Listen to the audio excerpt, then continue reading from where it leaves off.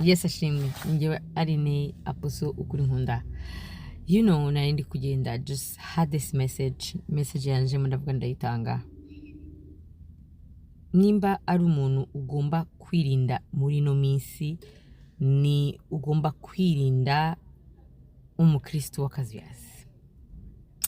Nimba n'umuntu uri danger ubu ngubu kuruta abandi bantu ni umukristo wishushanya, ni umukristo waguye, ni umukristo agigendera ku ijambo ry'Imana ari kugendera ku marangamutima. Kandi kubera ibihe turimo nibyo ducamo benshi twaraguye ariko nta nubwo tubizi. Dufite imana zacu twamaze gushira mu mitima akabyiza tugenderamo tukazitirira imana y'ukuri. Ariko imana y'ukuri ntabwo igenda nyuma y'ijambo ryayo, igenda nyuma y'ijambo ryayo, ntabwo igenda ku ruhande rw'ijambo ryayo. Imana dukorera igenda ku jambo ryayo, ikagenda ku mahame yayo, ntabwo ijya kure yayo. Irinda umukristo uzakubwira ngo kora icyaha nta kibazo. Irinda umukristo uvuga ngo Imana n'urukundo cyane ku buryo yibagirwa itagendera ku mategeko yayo cyangwa itagifite ibyidusaba kugira ngo twemerwe. Haleluya. Suko agakiza kaza mu bikorwa, ariko nkuko Yakobo yavuze ati nyereka agakiza kadafite ibikorwa nange nzakureka gafite ibikorwa. Bivuga yuko ukijijwe afite ibimuranga, dufite ibigomba kuturanga. Twigishijwe nabi, tujyanwa n'isi n'amarangamutima no gusaba ibintu gusa kubaho, ariko twibagirwa ko umukristo ntabwo abeshwaho n'ibintu ahubwo abeshwaho no gukiranuka. Haleluya. Rero irinde abakristo nk'abo, abakristo baguye akazuyazi batakigendera ku ijambo ry'Imana, ku marangamutima yabo. Wikwishinga ibikorwa bakora ngo na amakonferanse, ngo wikwishinga ngo ni ibintu dukora, turabwiriza, abantu barabwiriza, barakora amakonferanse hirya no hino. Ndakubwiye nibyo binyene bimenyetso bya nyuma Satani azatubeshya, nawe ukibeshya. Urebe umuntu, urebe usenge, umve inama umuntu akugira, umve ko zijyanye n'ijambo ry'Imana. Ibi mbabwira bibaho ndabizi, abakristo bakubwira ati no genda gutyo ko nandi bose niko bagenda kanacyo babaye, ariko sibyo, ntabwo ari ukuri. Abakristo badashaka kubwizwa ukuri, badashaka gucyahwa. Imana ikohereza umukristo muzima, umukristo uzakubwira turi mu cyaha, umukristo uzajya kuvuga amafuta akubwira ati uravuga ibiki, ntabwo tugomba kuvuga abandi nabi.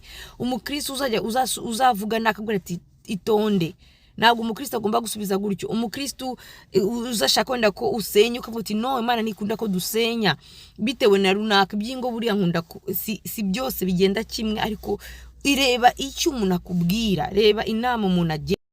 Benshi bari kurimbuka, tuzarimbuka kubera dufite inshuti z'akazuyazi, dufite inshuti zitashaka ukuri, zifite inshuti ko zishaka ko dufatanya nabo mu byaha byabo. None amusha kuba banzi cyangwa akakwibazaho ukuntu. Reka nkubwire inshuti y'umusaraba, agakiza ni personnel.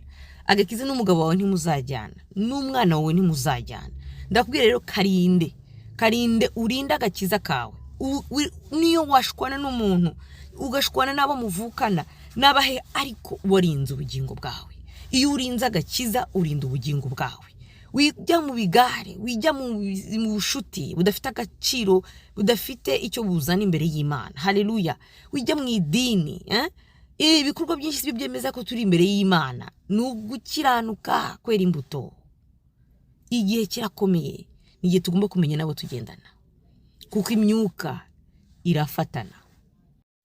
Kandi si ukuvuga ngo ubange cyangwa se gusa nukuba maso. Ukajya umenya inama wumva, ukajya umenya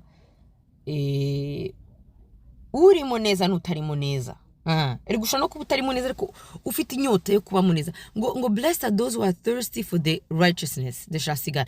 Ngo hahirwa abafite inyota yo gukiranuka, ngabo bazabona Imana. Siko donc ushaka ufite gukiranuka, wenda utarahagera neza, ugifite ibintu biri kurwana nabyo, ariko ufite iyo nyota. Haleluya. Abo bana Imana nababona. Cyo nawe ugomba kureba, ugomba kwihamaho rero, ugomba kureba, ugomba kugendana nabo.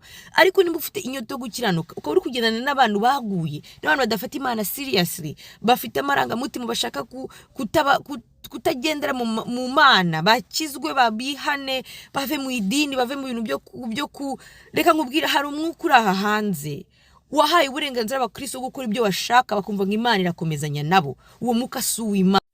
ngo nkuko kuvuga ngo ni ikintu kibaye nkivuyemo ngiye uko nshatse ngiye kwitwara uko nshatse Imana irankunda ibyo ndi gucamo ni ibigeragezo. No, ntabwo ibintu byose ducamo ari ibigeragezo by'Imana. Hari ibyo ducamo ari ingaruka z'ibyo twakoze. Gukora icyaha no kugeragezwa naho bihuriye, ibyo ni ibintu bitandukanye. Tumenye Imana, tumenye gutandukanya ibintu. Rero hari umwuka waje urinjira mu itorero utubwira dushaka gukora ibyo dushaka, tukaca mu bintu tukabivamo uko dushaka, ibintu uko dushaka, twicira inzira. Yesu aragendana natwe, nibyo naciyemo kugira ngo nkomere. No, pas du tout. Dukizwe tubyuke kuko ibihe biragoye. Rinda agakiza kawe, wikwishinga rubanda. Nimuzajyana, Imana izabaza wowe ibyawe nanjye mbaza ibyanjye. Niko biri. Ni igihe cyo kurinda ibyawe no kureba aho mugendana.